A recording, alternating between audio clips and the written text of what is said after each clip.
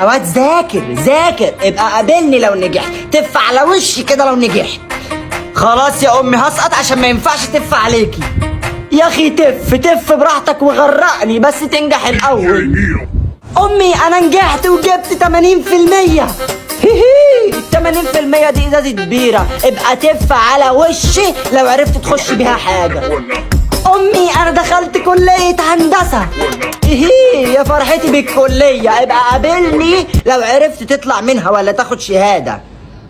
امي انا اتخرجت وخدت شهادة الهندسة وطلعت الاول على دفعتي.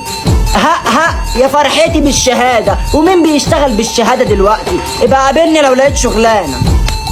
امي انا اشتغلت في شركة كبيرة قوي ودخلت شريك بالنص فيها. وهي الشركات بتفلح دلوقتي، ممكن تصحى في يوم تلاقيها ولعت، هتنزل تبيع مناديل. امي انا بقيت ملياردير وحسابي في البنك 100 مليون دولار بنفس التيشيرت ونفس الشقة عادي. ادعي بقى للي كان السبب، مش انا اللي كنت بشجعك وواقفة جنبك كده اهو. حبيب ماما مشرفني، هات 20 جنيه.